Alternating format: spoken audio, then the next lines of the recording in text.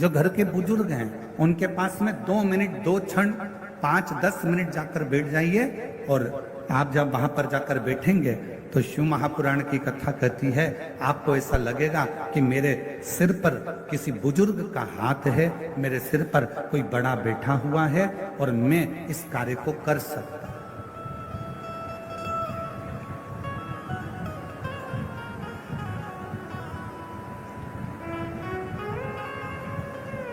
एक श्रेष्ठता का अनुभव, एक अच्छे का अनुभव आपको हो। और जितना अपने माता पिता के कमरे में, अपने माता पिता के कक्ष में जाकर आपको जो आनंद की अनुभूति होगी, शिव महापुराण की कथा कहती है, वही आनंद की अनुभूति आपको देवाधिदेव महादेव के देवालय में जाकर, शिवालय में जाकर एक लोटा जल चढ़ाकर प्राप्त होगा। वही की वही।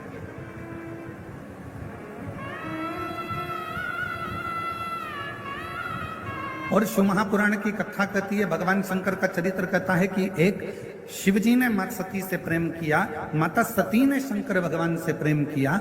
दोनों के प्रेम में एक सबसे बड़ा अंतर यह है कि मां सती जब भगवान देवाधिदेव महादेव से स्नेह करी और सती माता का स्वयंवर दक्ष प्रजापति ने रखा और शिव जी को निमंत्रण ना देकर भगवान शंकर का एक मूर्ति पाषाण की दरवाजे पर खड़ी कर दी। और जो दरवाजे पर पाषाण की मूर्ति खड़ी करी, मां सती ने जैसे ही उस पाषाण की मूर्ति पर भगवान शंकर की मूर्त पर जैसे ही माला पिनाई, माला पिनाते से ही भगवान शंकर उस पाषाण की मूर्ति से प्रकट हो जाते हैं, उस पाषाण की मूर्ति से सामने आ जाते हैं।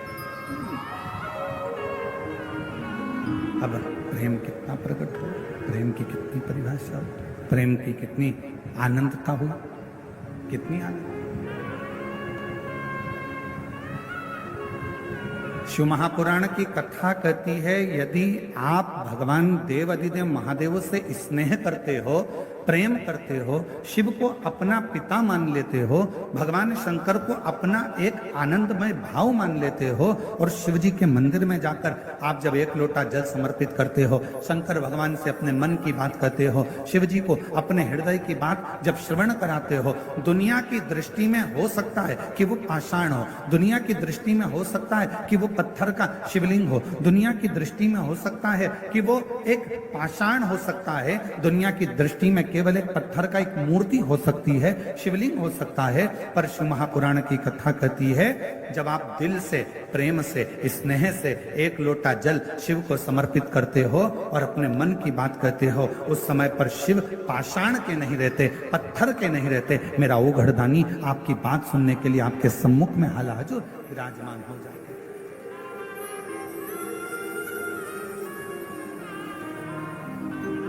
और मैंने तेरे ही प्रेशर खोलो, मैंने तेरे ही भरोसे हवा बिच उड़ती जावांगी, बाबा डोर हर तो छठी नाम कटी जावांगी, भोले मैं तेरी शंभू मैं तेरी हवा बिच उड़ती जावांगी, बाबा डोर हर तो छठी नाम कटी जावांगी। शिव सती के प्रेम की कथा करे, भगवान शंकर के स्नेह की कथा करे।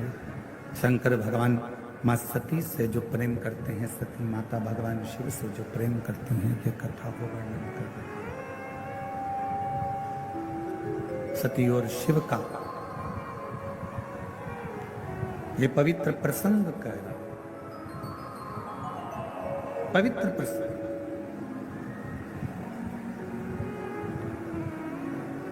और एक बड़ी सुंदर चरित्र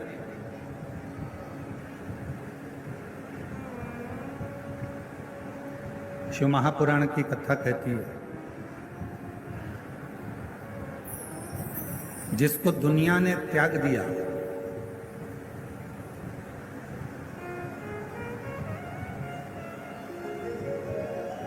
आपके घर में भोजन बनाने के लिए गांव में लकड़ी जलती है, गोबरी कंडा जलता है, और उसकी राख तैयार हो जाती है। उस राख को क्या करते हो? अलमारी में संभाल के रखते हो क्या? जम के तो बोलो नहीं। क्या करते हो? उसको फेंक देते हो, या बर्तन मांजने में उसको थोड़ा सा रख।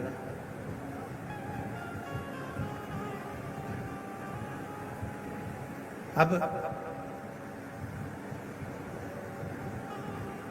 जिस राख को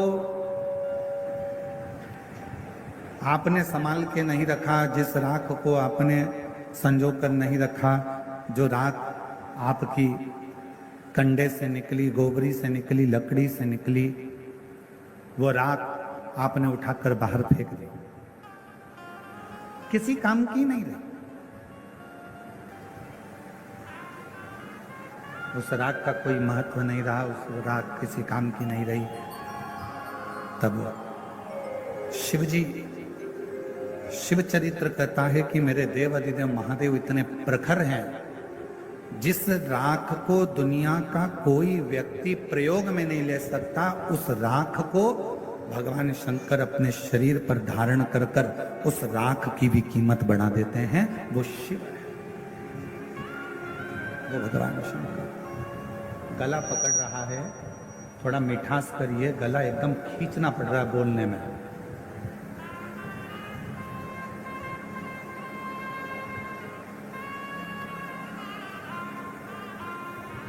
राख, जिस राख का कोई महत्व ही नहीं,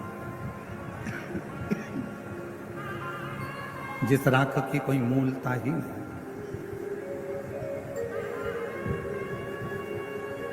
वो राख भगवान शिव अपने शरीर पर धारण करता है।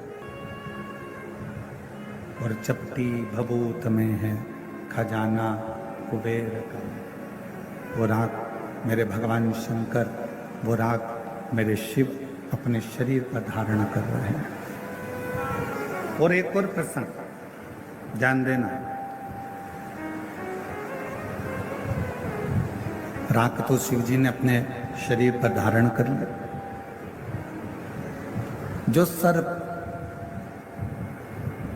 मंथन के समय पर निकला,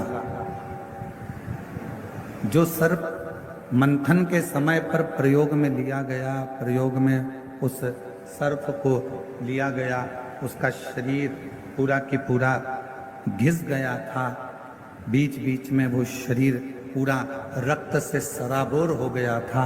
वो सर्प अमृत देवताओं ने ले लिया और विष शिवजी के पास आ गया, और वो सर्प जो शरीर से बिल्कुल बेकार सा हो गया था, जिसका शरीर पूरा घायल हो गया था, जिसका शरीर किसी काम का नहीं बचा था, वो सर्प आखिरी में भगवान शंकर को दया आई और शिवजी को लगा कि देवताओं ने तो अमृत प्राप्त कर लिया, मुझे विष मिल गया।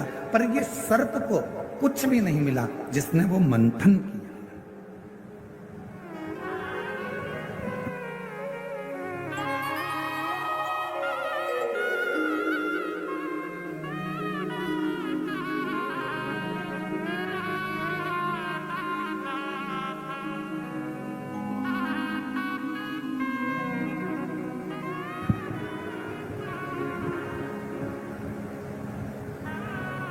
शिव जी ने वो सर्प को देखा कि उसका पूरा शरीर बेकार सा हो गया, पूरा शरीर। और जब शरीर पूरा बेकार सा हो गया, तब मेरे देवाधिदेव महादेव ने उस सर्प को अपने गले में धारण किया, अपने गले।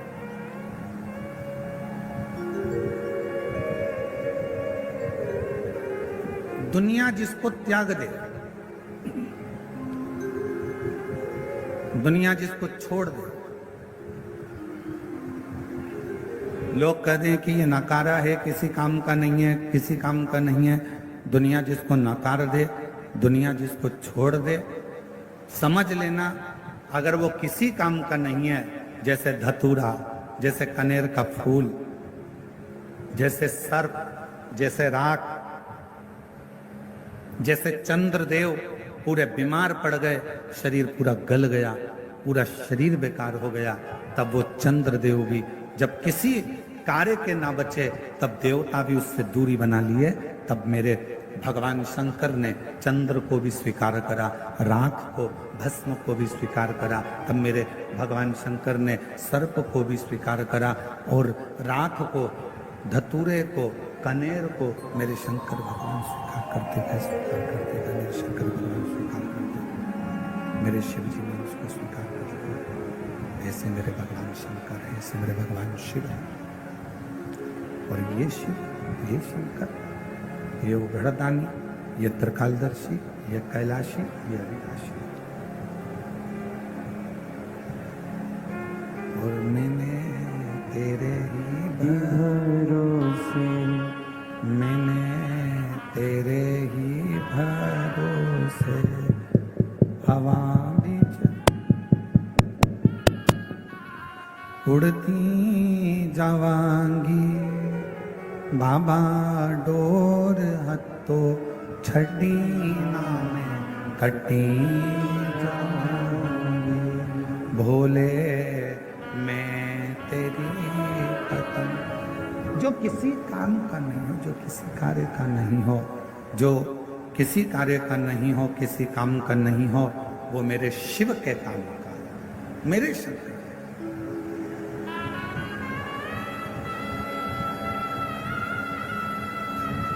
चलो एक बात और आपसे पूछें, कोई ऐसा देवता जो एक लोटे जल से राजी हो जाता हो?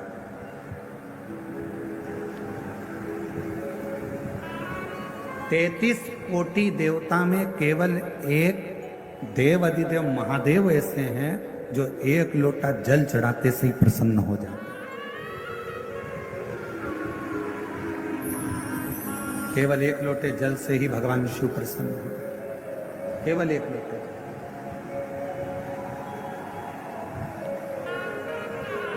बोलबम का नारा है, जरा जम के बोलो, बोलबम का नारा है, सारी समस्या का हल, सारी समस्या का हल श्री शिवाय, श्री शिवाय, श्री शिवाय। 33 कोटि देवता में केवल एक देव अधिदेव महादेव ऐसे हैं जो एक लोटा जल चढ़ाते से ही प्रसन्न हो जाए। कुछ नहीं चाहिए तुमसे, तुम्हारा धन तुम्हारे पास रखो, तुम्हारी संपदा तुम्हारे पास रखो, तुम्हारा सत्ता तुम्हारे पास रखो, तुम्हारा वैभव तुम्हारे पास में रखो, तुम्हारी पूंजी तुम्हारे पास में रखो, सब तुम्हारे पास में रखिए। शिव जी को नहीं चाहिए, भगवान शंकर जी को नहीं चाहिए।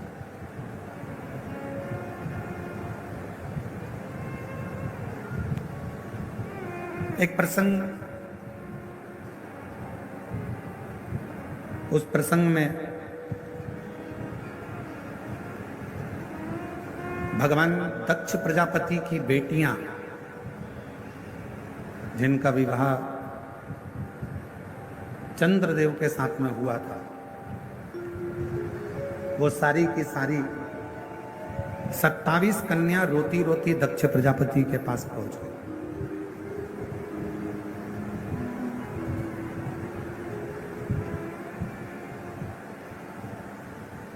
और 27 कन्या जब दक्ष प्रजापति के पास में पहुंची, आंखों में से उनके आंसू निकल रहा था, रो रही थी, नैनों से जल बह रहा था, आंसू बह रहा था। दक्ष प्रजापति ने अपनी बेटियों से पूछा कि तुम्हें हुआ क्या, तुम्हारी आंखों में जल भरा हुआ है, तुम रो रही हो, तुम्हें हुआ क्या है, क्यों रो रही हो, किस लिए?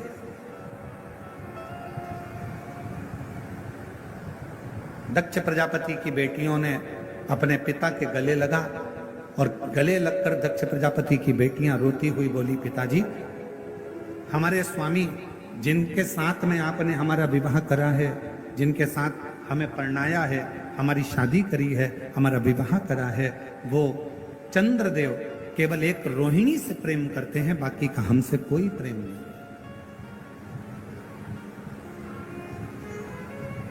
केवल एक रोहिणी से, हमसे उनका कोई प्रेम नहीं। शिव महापुराण की कथा कहती है माता, पिता, परमात्मा और गुरु, इनकी जो दृष्टि होती है वो सम होना चाहिए।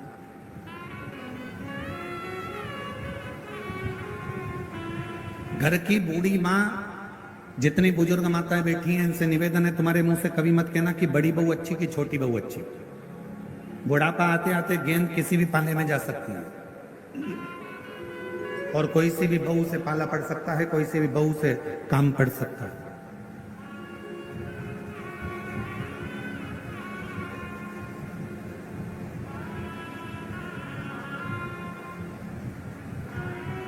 मेरे लिए बड़ी भी ठीक है, मेरे लिए छोटी भी ठीक है, मेरे लिए मंजली भी ठीक है। कब पड़ जाए काम कोई भरोसा। कभी मत कहो कि मेरे लिए बड़ी अच्छी है कि छोटी अच्छी है। भले तुम्हें बड़ी बहू रही हो, भोजन करा रही हो, तुम्हारा पूरा काम कर रही हो, फिर भी मत बोलो कि मेरे लिए बड़ी अच्छी है कि छोटी अच्छी। मेरे लिए सब अच्छी हैं। समय आएगा तब देखा जाएगा, समय आएगा तब देखा जाएगा, समय आएगा तब देखा जाएगा, तब देखेंगे।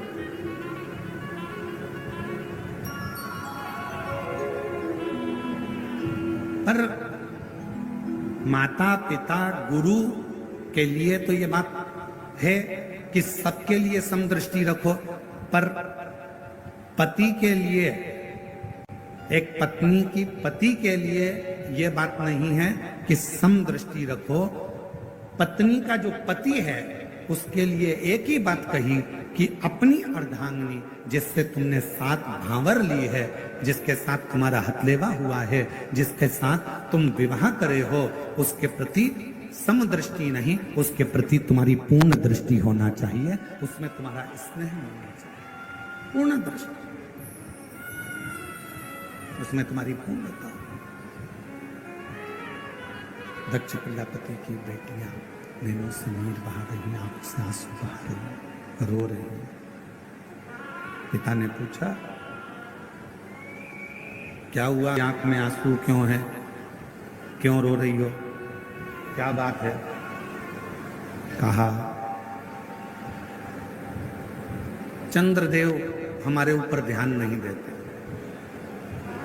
दक्ष प्रजापति ने उसी समय पर एक पत्र लिखा, चंद्रदेव के पास निमंत्रण भेजा। एक अच्छा ससुर, एक अच्छी सास अपनी बेटी को भी समझाती है और अपने दामाद को भी समझाती है। पर एक आज का जमाना बड़ा विचित्र है। आज के जमाने में बेटियों को कह दिया जाता है कि बेटा जितना बने उतना काम करना, वरना अपने कमरे में जाकर बैठ जाना।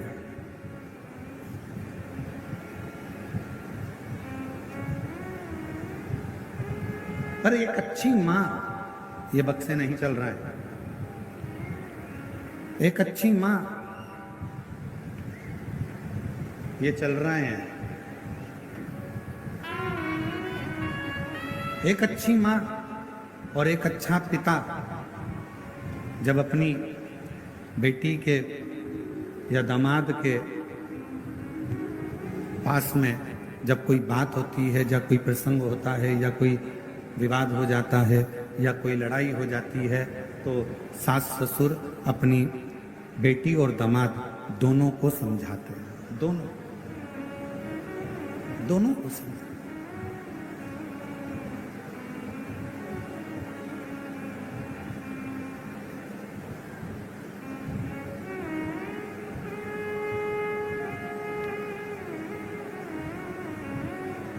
और दोनों को समझाया जाता है, दोनों को समझाया। जब कहा भोजन कर रहे थे चंद्रदेव, और भोजन करते करते चंद्रदेव से दक्ष प्रजापति ने कहा कि हमारी 27 कन्याओं का विवाह तुम्हारे साथ में हुआ है, केवल एक रोहिणी के प्रति तुम्हारा प्रेम है, केवल एक रोहिणी के प्रति तुम्हारा स्नेह, उसके सिवाय तुम्हारा स्नेह, तुम्हारा प्रेम किसी अन्य रानी पर नहीं है। पर यह ठीक नहीं है। आज हम आपको समझा कर भेज रहे हैं। प्रयास करिए अपनी सारी रानियों को अपनी अर्धांगिनी मानकर प्रत्येक रानी के प्रति तुम्हारी दृष्टि पूर्ण रखिए, पूर्ण दृष्टि।